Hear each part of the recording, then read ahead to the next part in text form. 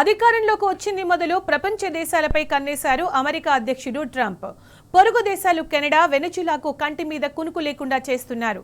Venezuela చమురు నిల్వలను చేజెక్కించుకునేందుకు పక్కా ప్లాన్తో ముందుకు పోతున్నారు. ఇప్పటికే ఆ దేశ చమురు నౌకల రాకపోకలపై పూర్తి నిషేధం విధించారు. వెనెజులాను అన్ని వైపులా దిగ్బంధిస్తున్నామని హెచ్చరించారు.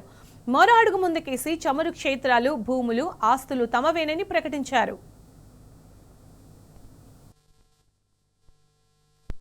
తన మాట వినని వెనెజులా అధ్యక్షుడు నికోలస్ మదురోను గద్దె దింపడమే పనిగా పెట్టుకున్నారు ట్రంప్. మదురో కాళ్ల బేరానికి వచ్చి తప్పుకునేదాకా ఈ వార్ ఆగదంటున్నారు. అయితే ట్రంప్ తీరుపై వెనెజులా మండిపడుతోంది.